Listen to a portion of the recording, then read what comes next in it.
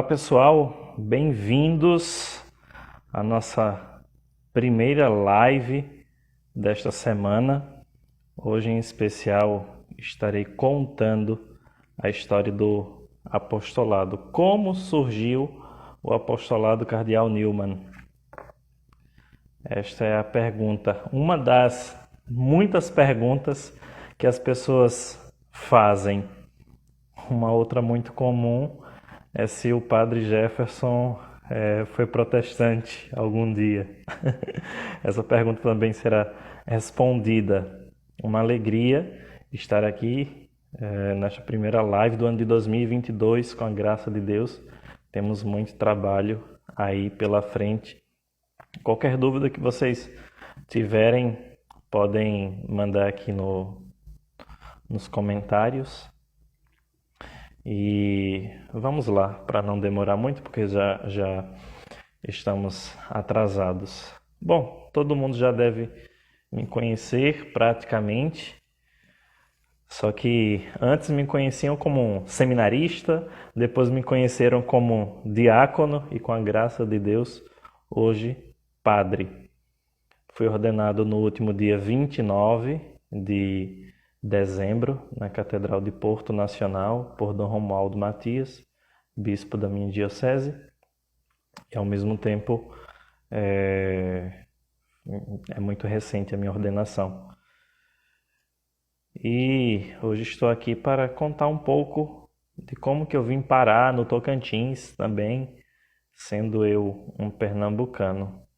Então, vou contar um pouco da minha história. Deus abençoe o pessoal que está entrando, Rafael, em especial, o Silas, o Rodrigo. Bom, vamos lá para não demorar tanto. Bom, todo mundo já sabe que o meu nome é Jefferson. Com certeza também já sabem porque o meu sotaque denuncia que eu sou pernambucano. E sempre fui católico.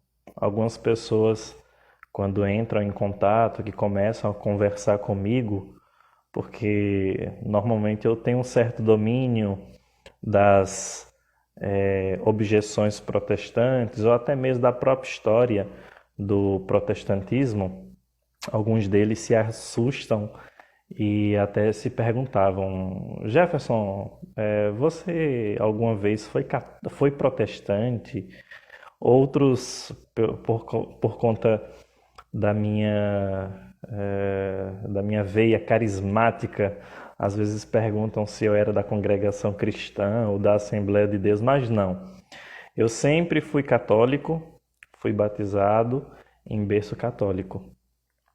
Tive o meu encontro pessoal com Nosso Senhor aos 15 anos, quando estava simplesmente me programando para receber o sacramento da Crisma, e nunca passava pela minha cabeça ingressar no seminário.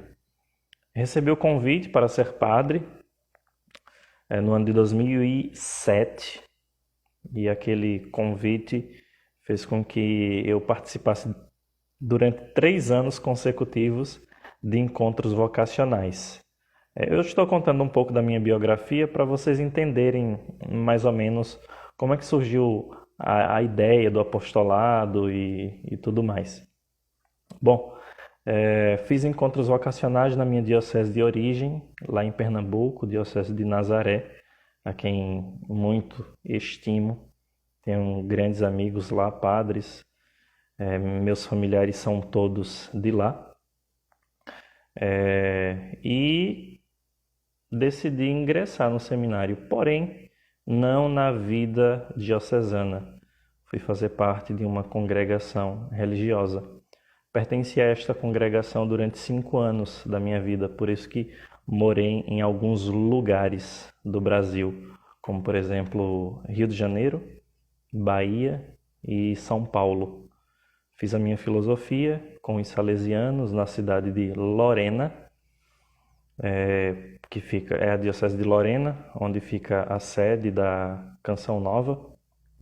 Ali eu pude conhecer muitos homens de Deus, como por exemplo Monsenhor Jonas, muitos padres santos, piedosos como o padre José Augusto e tantos outros.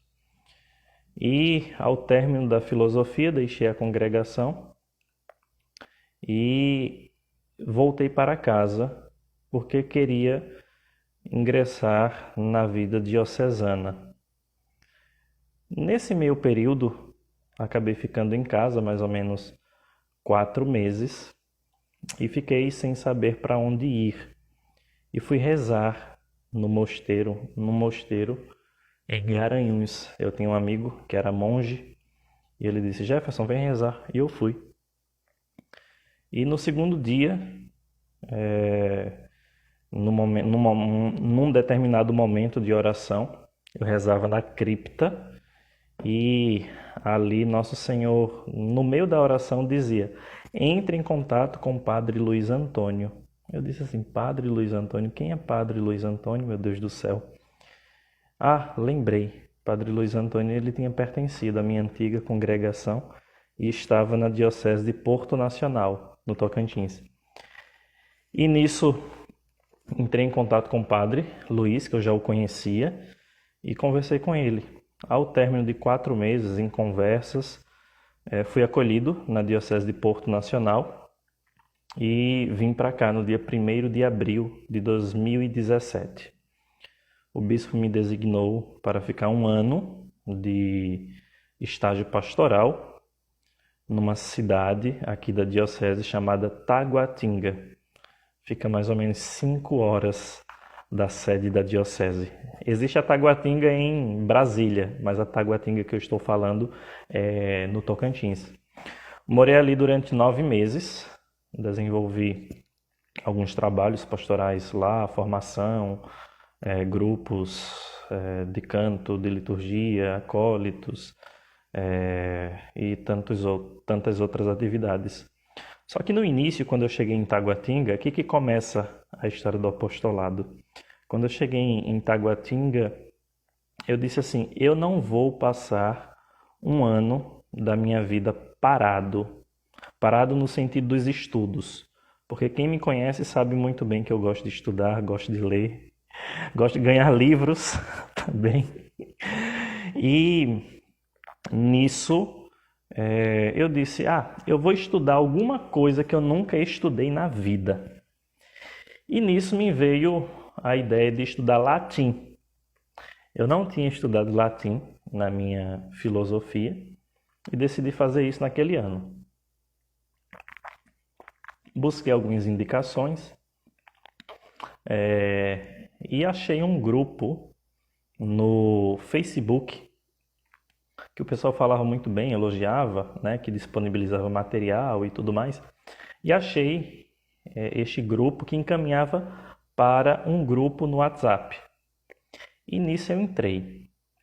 Fiquei muito impressionado com as pessoas que levavam realmente a sério os estudos ali, e os administradores sabiam muito de latim, muito mesmo, apesar de não serem católicos, por incrível que pareça.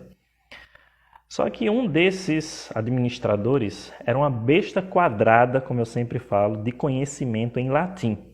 Em latim o cara entendia. Ele dominava o latim como ninguém, as declinações, os casos. Era uma pessoa assim fabulosa. Mas ele era super anticatólico.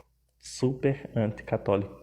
E vez ou outra, ele levantava algum tipo de polêmica no grupo com relação à igreja ou com relação ao cristianismo. Ele deveria ter mais ou menos uns 34 anos. Eu cheguei a conversar com ele no privado, né? Mas enfim.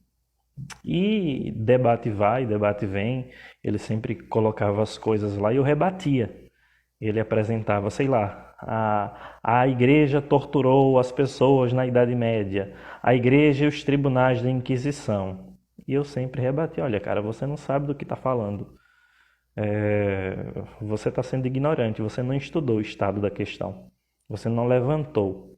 Você sequer leu os livros que você está falando. E nisto, um rapaz chamado Edson, ele fazia parte do grupo, ele é de Minas Gerais, tenho um contato com o Edson até hoje, isso no ano de 2017. Ele não era católico, mas estava em processo de conversão. Ele se dizia protestante, mas não tinha nenhuma denominação naquele momento. Mas ele queria que as filhas dele fossem batizadas na igreja católica e tudo mais. Mas ele disse assim, olha, eu vejo que você tem muito conhecimento sobre a igreja, que você defende a igreja muito bem, com argumentos, com livros, e o cara sempre passa vergonha lá, mas ele não dá o braço a torcer. Nós temos um grupo aqui no WhatsApp de católicos, você não gostaria de participar? Eu disse sim, participo. Aí eu acabei saindo do grupo de latim e ingressei no grupo do Edson, que se chamava Veritatis Splendor. Não tem nada a ver com o Veritatis Splendor que nós conhecemos, não. Era simplesmente um grupo de variado, né? E depois de um certo tempo, um rapaz, ele chegou no meu privado e disse, olha, vejo que você tem conhecimento, você poderia me ajudar? Eu disse, posso. O que é que se passa contigo? O nome dele se chama Vinícius. E o Vinícius disse assim, olha, eu sou assembleiano, um outro protestante, né? Apareceu na minha vida. Eu sou assembleiano, mas eu estou em processo de conversão à igreja. Eu disse, nossa, que beleza, que maravilha, Vinícius, que você está em processo. Graças a Deus o Vinícius se converteu, né? Se tornou católico.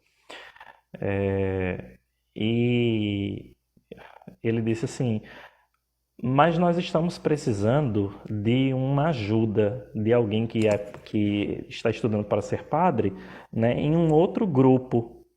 Eu disse, nós quem? Ele disse, eu faço parte de um grupo de ex-protestantes que nós temos aqui no WhatsApp. Ah, que beleza, você pode entrar lá, Jefferson? Eu disse, posso, Vinícius, se for para ajudar, eu entro. E nisso, saí do grupo do Veritatis Splendor, ingressei naquele grupo de... Na verdade, ele se chamava Ex-Protestantes Conversos ao Catolicismo.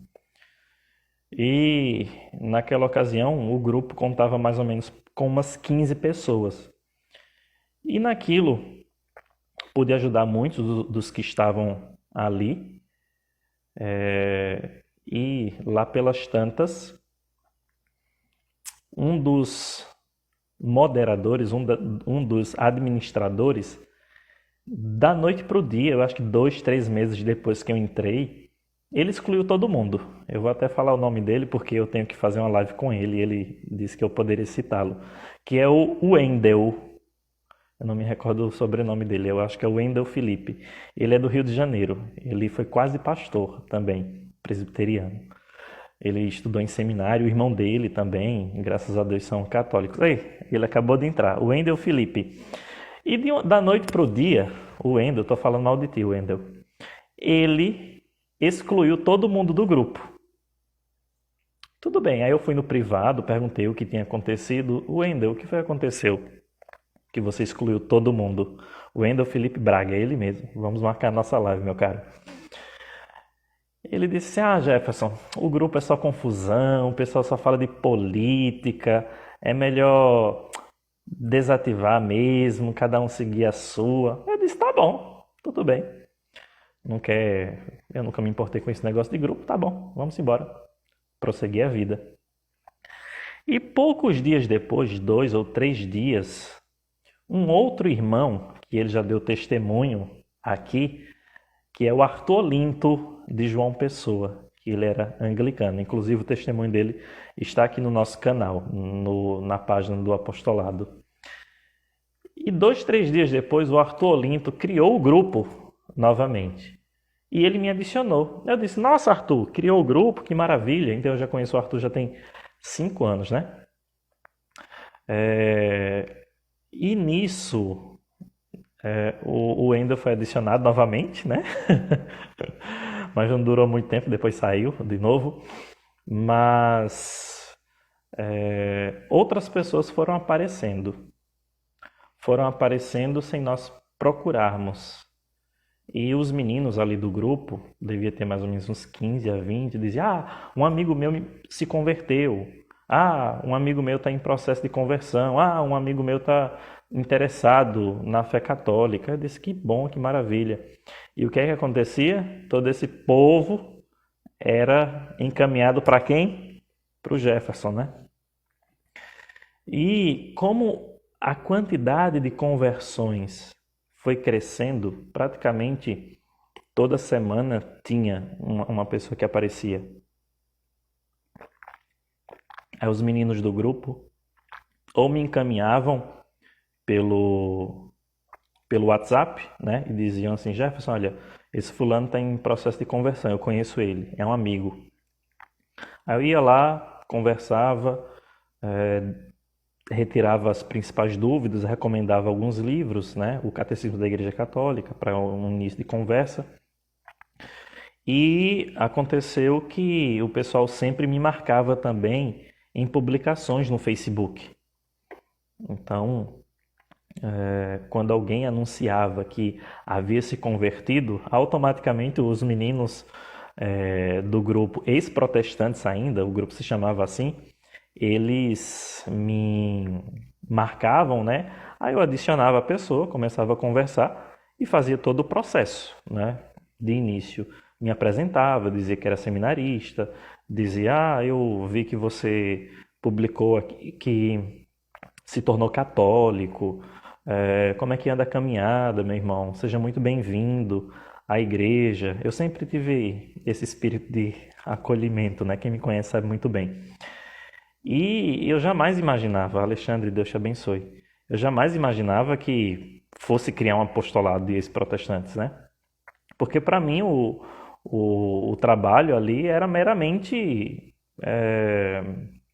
acidental. Não era algo que eu queria propriamente. Eu fazia porque os meninos não encontravam nenhuma referência, né? E tinha algumas questões que eram meio cabulosas e que às vezes eles não conseguiam encontrar respostas, como por exemplo, o que fazer depois que eu me converter? Quais são os primeiros passos? Isso eles não iam encontrar no catecismo. Então eu tinha que fazer toda essa transição com eles. E lá pelas tantas, o Arthur Olinto disse assim: Olha, Jefferson, é bom nós solidificarmos o apostolado, ou melhor, o nosso grupo. Eu disse: Não, é verdade, Arthur, eu estou vendo que está aparecendo muita gente e quem sabe futuramente nós possamos fazer algo, né, nesse sentido, uma pastoral. O nosso primeiro sonho, e ainda é um sonho, é que em cada região do Brasil, em cada diocese, em cada paróquia, nós tivéssemos um grupo de acolhimento. Então, nós mudamos o nome do grupo de ex-protestantes conversos ao catolicismo para grupo de acolhimento de ex-protestantes. E lá pelas tantas, o pessoal disse assim: seria bom se nós tivéssemos um patrono, um padroeiro. Aí eu disse: é verdade, vamos correr atrás, né? Vamos ver se tem algum santo que seja protestante e que se converteu ao catolicismo. E nas minhas buscas, eu encontrei o cardeal Newman. Eu coloquei no Google, né? Protestante que se converteu ao catolicismo. Apareceu uma série de pessoas, né? Scott Hahn, David Armstrong e tantos outros nomes. Aí lá, pelas tantas, apareceu um tal de cardeal Newman. Eu disse: gente, quem é esse homem? Cardeal Newman, ele é até beato. Caramba! Aí eu comecei a pesquisar um pouco da vida do Newman e disse: poxa vida, esse tem que ser o patrono do nosso apostolado. Aí nisso eu levei a ideia para o grupo, isso tudo em grupo de WhatsApp, tá? O apostolado cardeal Newman começou em grupo de WhatsApp. E o pessoal aprovou. Nossa, eu não conhecia, né? O Newman, ele era beato ainda. E ali nós mudamos o nome mais uma vez. Grupo de acolhimento dos protestantes para Grupo de acolhimento cardeal Newman. Beato Newman, alguma coisa assim. Só que a procura a procura não. As pessoas começavam a aparecer, assim, brotavam. E olha, fulano se converteu, fulano está em processo de conversão. E novamente o grupo ali disse, olha, eu acho que a gente tem que mudar o nome, tem que ser algo maior. Precisamos pensar maior. E eu disse, não, é verdade. Precisamos pensar maior. E nisto nós decidimos mudar o nome que ficou até hoje, Apostolado Cardeal Newman.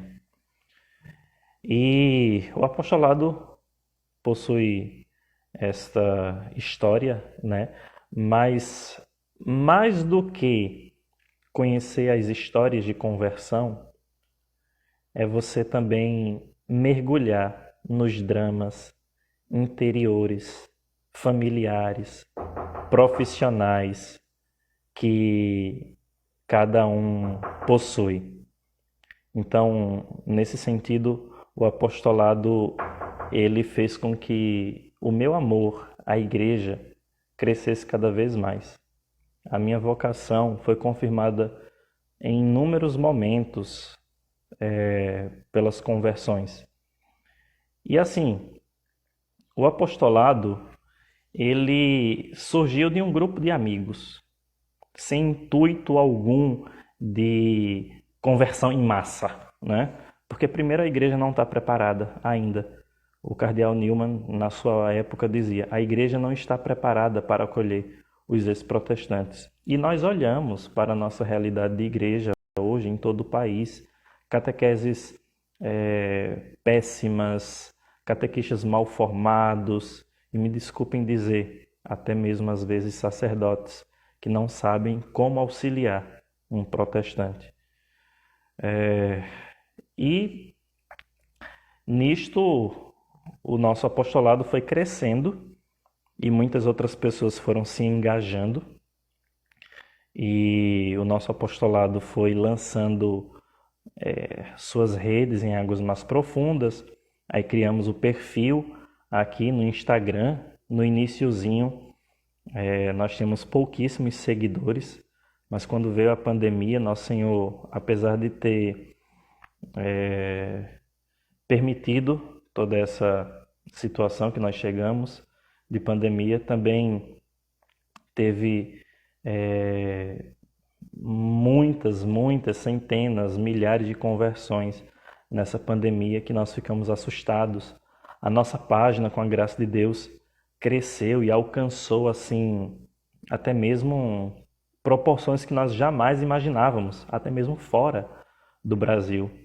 Há mais ou menos 4 ou 5 meses atrás, entrou em contato um rapaz que mora em Massachusetts, nos Estados Unidos. Hoje nós acompanhamos diversas pessoas de vários lugares do Brasil, de norte a sul, de leste a oeste. Não tem um único estado assim do Brasil que nós não tenhamos um grupo, que nós não tenhamos um representante. Hoje, eu não sei assim uma quantidade de quantos protestantes já passaram pelo apostolado ou que já passaram pela minha vida, mas eu creio que foram mais de 1000. E assim, é muito bom todas essas experiências, porque os protestantes que voltam para a igreja, eles voltam com um fervor que a grande maioria dos católicos não possui, infelizmente. A grande maioria dos católicos em nosso país ou já nasceu em berço católico ou, infelizmente, não receberam aquele amor, não receberam aquele entusiasmo que eles possuem. E o mais bonito das conversões não é só saber que um protestante retorna para a igreja. O mais bonito é saber o quanto que ele coloca em risco a sua própria vida, por assim dizer. Mas Nosso Senhor diz: quem quiser me seguir, renuncie a si mesmo.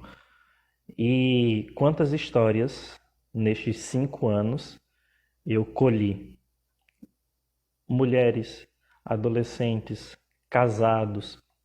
Às vezes o marido se converteu, a esposa não se converteu. Às vezes é um filho que se converteu e os pais são totalmente anticatólicos ainda. Tem histórias das mais variadas dentro do apostolado. E graças a Deus, nesses 5 anos eu consegui manter um bom contato com a grande maioria dos conversos ao catolicismo. Tanto é assim que nas minhas férias, por exemplo, eu procurava ir visitar cada um. Os meninos aqui são testemunha, né? Que às vezes nós já postamos fotos no ano passado, lá no Espírito Santo, por exemplo, lá em João Pessoa, na Paraíba, em Pernambuco também. Então, hoje nós estamos alicerçados, por assim dizer, e graças a Deus não estou sozinho e também posso contar com outros irmãos do apostolado, né, espalhados em vários lugares. Graças a Deus, os meninos do apostolado têm um grande entusiasmo em acompanhar os irmãos que estão vindo e mais ainda, de saber que o processo de conversão é duro e que você também precisa estar acompanhado. Então, nesses 5 anos de apostolado, a nossa grande sacada foi acompanhar as pessoas, mesmo na distância. Foi nem sequer não ser indiferente ao processo de conversão dessas pessoas. Estabelecer contatos, estabelecer relações. Como diz o lema do cardeal Newman, o coração fala ao coração, cor ad cor loquitur. E o próprio São José Maria Escrivá, ele diz que um apostolado verdadeiro é um apostolado do coração. Então, o apostolado cardeal Newman, ele tem 2 frentes em especial. O nosso primeiro trabalho não é converter os protestantes. Não. O nosso primeiro trabalho, antes de mais nada, é despertar a consciência de você que é católico e não conhece, não ama e desconhece a história, a tradição, os 2000 anos. O nosso primeiro compromisso não é para fora da igreja. A nossa missão à destra é secundária. A primeira missão do nosso apostolado é adintra. É mostrar aos católicos por qual motivo eles são católicos, por que eles não precisam sair da fé católica e por que eles possuem a plenitude dos meios salvíficos. Então, a nossa primeira missão é dentro de casa. Eu me lembro de um amigo que certa vez estava indo para o mosteiro de Olinda, em Recife, e ele encontrou pessoas drogadas, encontrou pessoas bêbadas, e lá pelas tantas ele disse assim, nada contra a campanha da fraternidade, né? Algumas, infelizmente, têm um certo teor ideológico, mas ele dizia assim, na época, o lema da campanha da fraternidade era cuidar do planeta, alguma coisa assim. E o cuidado da casa comum, melhor dizendo. Aí ele disse, Jefferson, eu sei que nós temos que cuidar da casa comum. Eu sei que nós temos que cuidar do planeta. Eu acho boas essas iniciativas da CNBB e tudo mais. Porém, antes de cuidar da nossa casa comum, nós precisamos cuidar dos moradores que fazem parte dela. E aquilo me tocou bastante, né? E eu disse, poxa vida, é verdade. E esta é a missão do apostolado. Não é, em primeiro lugar, converter os protestantes. Em primeiro lugar, é converter os católicos. É mostrar a beleza, a grandiosidade, a solidez da fé católica. Então, o que é que eu mais insisto com os católicos? Conheçam a sua própria fé. Então, o testemunho desses protestantes incentiva os católicos a mergulharem, a aprofundarem, a pesquisarem sobre a sua própria fé. Porque, infelizmente, nós vimos, desde a década de 70, 80, 90, uma diminuição dos católicos. E aqui nós não estamos preocupados com o número, mas a igreja também tem que se preocupar com todas essas almas que deixaram de receber os sacramentos, com todas essas almas que se desligaram da devoção mariana, com todas essas almas que renunciaram à sua fé católica. E a nossa missão, em primeiro lugar, é para os católicos. É para os católicos, o nosso apostolado. Para que... E quantos testemunhos eu recebi ao longo desses 5 anos? Poxa vida, Jefferson, aquela pessoa passou tanto tempo na igreja protestante e ela estudou a fundo, ela tem uma dupla experiência no protestantismo e agora no catolicismo, e eu não sei absolutamente nada, zero da minha fé. E de fato, este é o estado que, graças a Deus, está mudando do nível do catolicismo no Brasil. O problema do catolicismo do Brasil é o catolicismo de IBGE. Porque o meu pai foi, a minha mãe foi católica, toda a minha geração foi católica. Então é um catolicismo de tradição, né? Mas não é um catolicismo, vamos dizer assim, raiz. Não é um catolicismo com fundamento. E é claro, o mau testemunho dos católicos também faz com que os evangélicos, os protestantes, olhem para os católicos e digam, eu me tornar católico? Porque, infelizmente, a grande maioria dos evangélicos tem esta visão da Igreja Católica por causa do mau testemunho dos católicos. Católico bebe, católico fuma, católico está na farra, católico pode tudo, né? Então, o nosso apostolado, em primeiro lugar, é para os católicos, para que você, católico, tome consciência da beleza, da grandiosidade da fé. Sem este entendimento, uma missão fora da igreja só para trazer protestantes é infrutífero.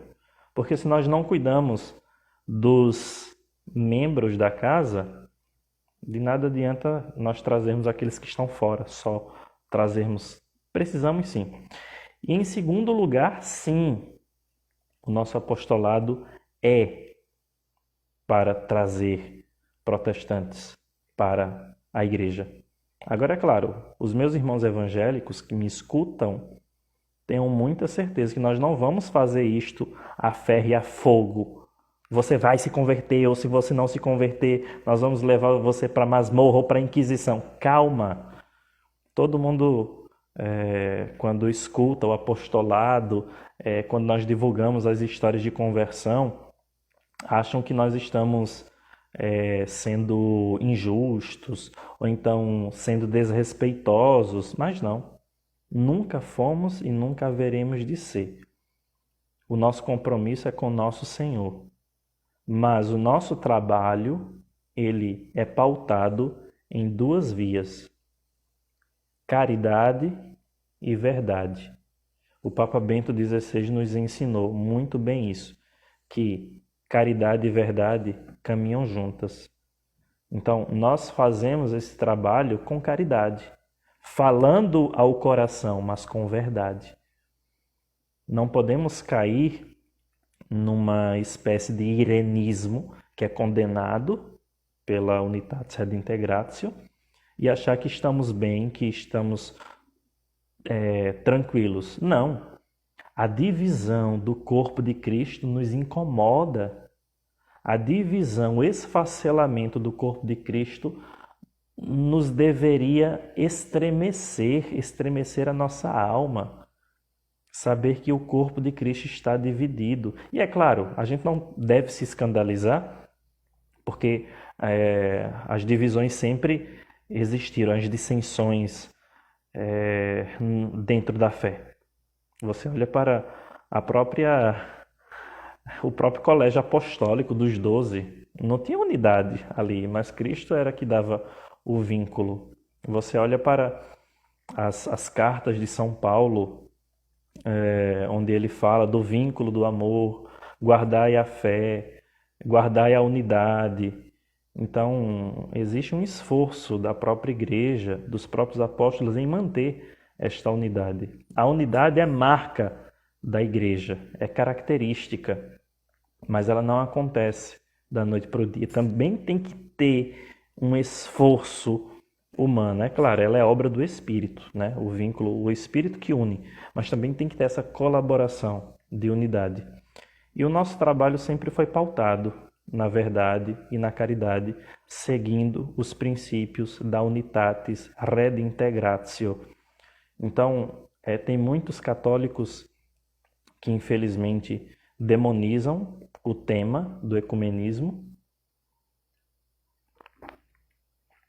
porque infelizmente não tem um contato com o verdadeiro ecumenismo, e infelizmente demoniza o falso ecumenismo e coloca tudo no mesmo balaio e diz assim, a igreja condenou o ecumenismo na Mortalius Animus. Tá, tudo bem, mas o modo que a igreja aplicou um remédio numa determinada época, ela não pode aplicar um outro tipo de remédio de modo distinto. Então não é porque a igreja condenou com Leão XIII o ecumenismo, que depois que a igreja aprova o ecumenismo, que sejam os mesmos ecumenismos. Então, as pessoas não entendem os contextos históricos da condenação e depois da aprovação. Isso aqui será motivo para uma live futuramente. Então, às vezes eu me sinto mais compreensivo com os protestantes e entendo eles com maior intensidade do que os próprios protestantes entre eles, né? Eu acho engraçado que, infelizmente, muitos católicos não conseguem lidar com este tema do ecumenismo, né? E acham que o ecumenismo é renunciar à fé católica, é renunciar àquilo que nós cremos. Não, ecumenismo não é nada disso, gente. Nós ainda faremos uma série de lives sobre este tema, baseando a nossa live na Unitatis Redintegratio. O ecumenismo é obra de Deus, sim, e é caminho irreversível para a igreja. Quem diz isso não sou eu. Quem diz isto é João Paulo II, é Bento XVI, o Papa Francisco. Então, é preciso bem entender. Agora, é claro, ecumenismo é dom. Ecumenismo é dom. Não é para todo mundo, ecumenismo. Eu posso ser sincero, eu tinha muita aversão ao ecumenismo. Por quê? Porque eu compreendia o falso ecumenismo. O ecumenismo que haviam me apresentado era o falso ecumenismo. Mas quando você vai ler a Unitatis Redintegratio, os princípios do ecumenismo, as práticas do ecumenismo, você vê que é algo assim suscitado realmente pelo Espírito. E ninguém é obrigado a fazer parte de iniciativas ecumênicas. O nosso apostolado, o apostolado cardeal Newman, é 100% Unitatis Redintegratio, é 100% ecumenismo. O nosso apostolado é um apostolado 100% ecumênico. Falamos ao coração das pessoas, mas com verdade e caridade. Eu gosto sempre de dar o exemplo de que você pode olhar para uma pessoa e ver que a roupa dela se encontra suja e você diz, olha fulano, tem uma mancha aí na tua blusa, na tua camisa, então seria bom você limpar, né? Isso é uma maneira de dizer. E você pode simplesmente chegar de uma outra maneira e dizer, fulano, como tu é porco, olha essa camisa como está suja, você não cuida. Está dizendo uma verdade, está transmitindo uma verdade. Só que o modo de transmitir esta verdade pode ferir ou pode ser acolhida de um modo que você diga assim, poxa, é verdade, fulano está me dizendo que a minha roupa está suja e ele está certo, né? Então, este é o nosso modo de conduzir o nosso apostolado. A verdade com a caridade e a caridade com a verdade. Nós aprendemos muito isto com o Papa Bento XVI, em especial com a sua encíclica Caritas in Veritate. E é isso, meus amigos. Se vocês tiverem alguma dúvida a respeito do apostolado, falem. É claro que tem alguns nomes que entraram para o apostolado assim e que estão presentes desde o início, né? Como, por exemplo, o próprio Fábio Salgado de Carvalho, grande amigo, que já conheço desde o ano de 2017, das publicações dele no Facebook. E pude acompanhar os mais diversos casos, das mais diversas regiões do Brasil. E o nosso trabalho é para a maior glória de Deus. Queremos sim, que o trabalho do apostolado, esse é um desejo que eu tenho, que o trabalho do apostolado se estenda em todo o país, se estenda com um trabalho editorial. Então pensamos sim em ter uma editora, pensamos sim em publicar livros, em fazer lives, congressos nacionais, estaduais. E nós sempre entre nós suscitamos, né, essas iniciativas. Então, em muitos lugares, como por exemplo em Pernambuco, o apostolado em Pernambuco está bem ativo. Eles conseguem se reunir, conseguem fazer formações online, encontros. Com a graça de Deus, eu vou me encontrar com alguns membros do apostolado de Pernambuco, de Fortaleza também, semana que vem. E, enfim, esta é a história do apostolado Cardeal Newman. Peço que rezem por mim, rezem pela minha missão, rezem pelas conversões. Com a graça de Deus, hoje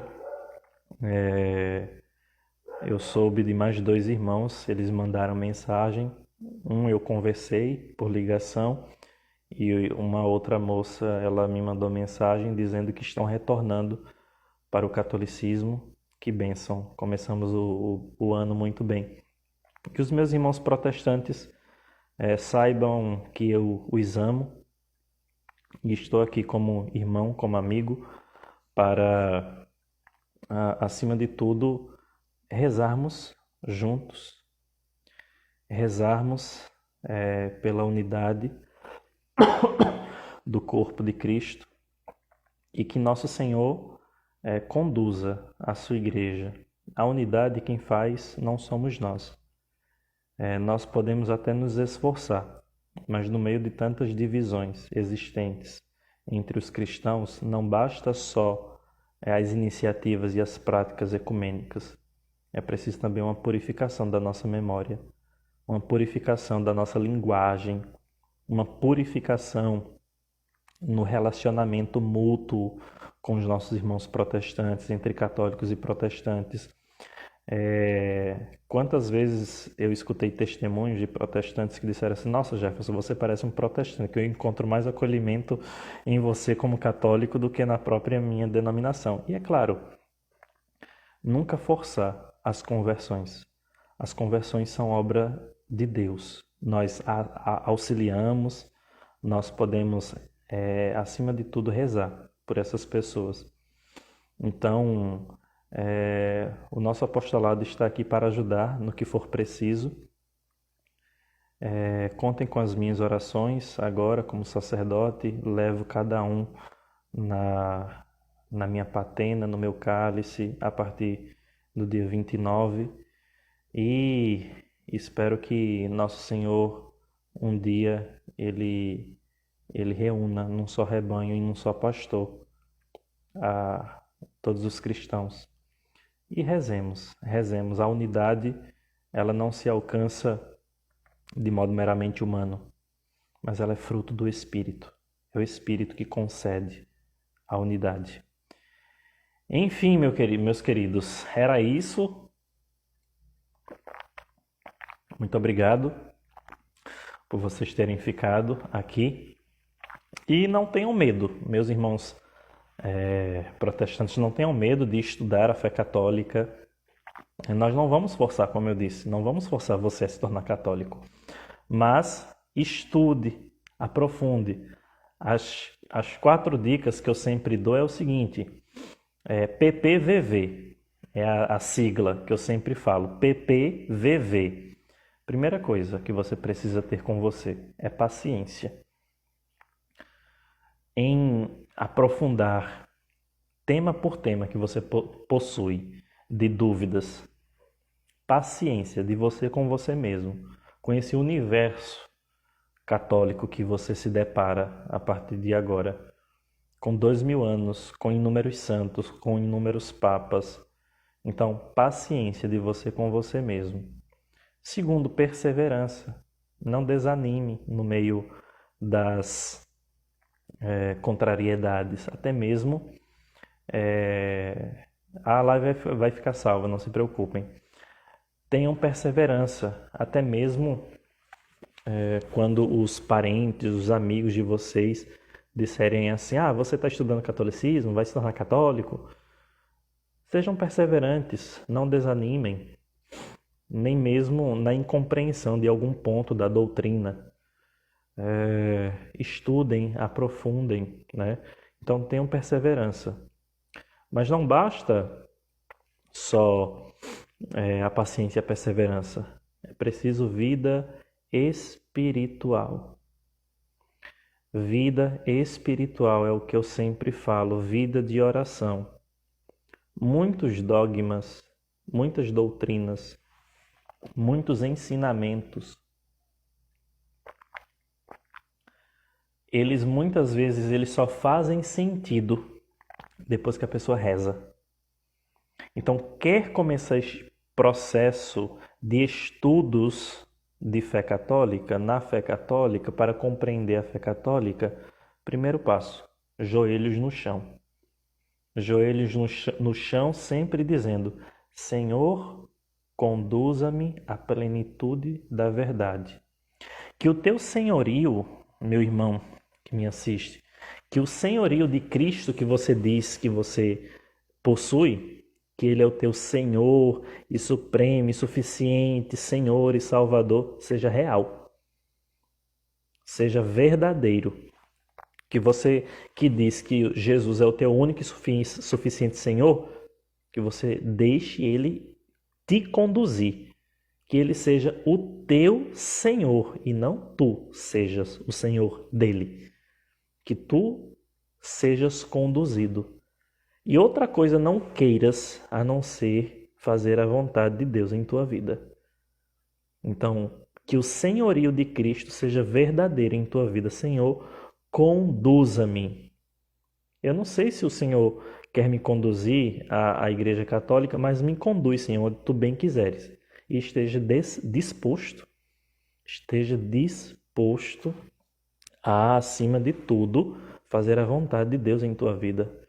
Faça-se em mim segundo a tua palavra. Senhor, afasta de mim esse cálice. Faça-se a tua vontade, não a minha. Seja feita a vossa vontade, assim na terra como no céu. Então, vida espiritual, joelhos no chão. E é claro, junto à vida espiritual, é preciso também a vida de estudos. É preciso pesquisar, aprofundar. E é preciso dividir tema por tema. Às vezes, quando chega algum irmão, ele chega como se fosse uma metralhadora, né? Pá, pá, pá, pá, pá, pá, pá, pá, pá. E Maria, e os santos, e as imagens, e a missa, e o Papa, e a Inquisição. Calma! Todas as suas dúvidas serão respondidas, mas é preciso que você esmiúce, parte por parte, como diz aquele filme, vamos por partes, não é? Então, vamos por partes. Quais são as suas principais dúvidas? É sobre Maria? Então vamos resolver a sua situação com Maria. Depois que você resolver a sua situação com Maria, aí a gente pode ir para as imagens. Depois que você resolver a sua situação com as imagens, aí nós vamos para os santos. Depois que você resolver a sua situação com os santos, nós vamos para a intercessão dos santos. Depois que você resolver isso, a gente vai trabalhar tradição, magistério e escritura, o tripé católico. Mas não dá para você metralhar e esperar uma resposta assim. Então, por isso que é preciso a paciência, né? E a vida de estudos vai te auxiliar muito. Muitas pessoas perguntam, Jefferson, um protestante só se converte se estudar? Eu disse, claro que não. Os modos como Deus conduz cada um é totalmente distinto. Algumas pessoas chegam a verdade da fé católica através de uma experiência estética, de uma arquitetura, de uma música, de um canto gregoriano. Então nós temos muitos irmãos dos mais variados, as mais variadas histórias, que eles tiveram pontos específicos na caminhada, mas o estudo é o coroamento, é a confirmação de outros passos que a pessoa já deu. Então, antes de mais nada, a conversão não é fruto de meros estudos. A conversão ao catolicismo e o fato de nós sermos católicos é uma graça. A conversão ao catolicismo é uma graça. E o fato de sermos católicos não é mérito nosso, é graça. Quem diz isso não sou eu, é Santo Agostinho e também é Lumen Gentium.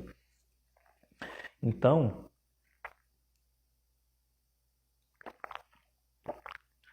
os estudos ajudam. Em pleno século XXI não tem como nós, com tantos meios, ignorarmos a verdade da fé católica que se demonstra em vários lugares, né?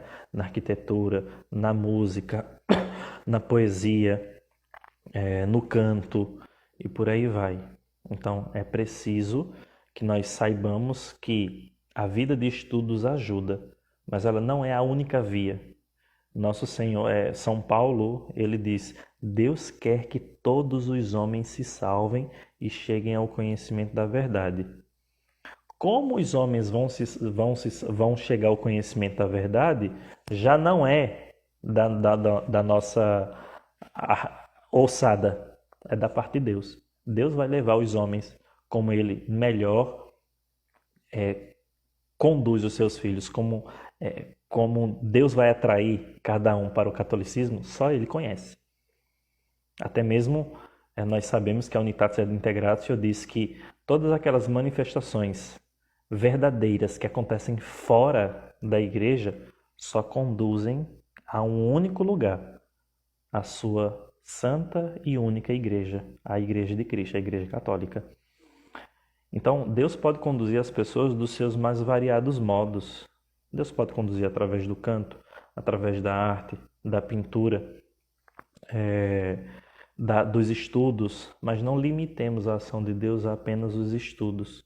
O estudo faz parte, sim, mas nós precisamos saber que também existe aquele boom, né? Muitas pessoas já até estavam convencidas da realidade, da beleza, da fé católica, mas elas precisaram de uma faísca que disse, esse é o caminho. Né? Às vezes, uma graça concedida, uma rosa recebida por santa de uma novena, às vezes, uma frase de uma música. Às vezes, eu me lembro de um irmão da congregação cristã, que ele estava estudando a fé católica, mas estava muito em dúvida. Essa experiência é forte que eu vou dizer. Ele estava estudando a fé católica, mas estava com muita dúvida. Já estava interiormente convencido, mas ele não sabia se aquele era o passo a ser dado. E ele dizia assim, Senhor, dá-me uma resposta, dá-me uma resposta.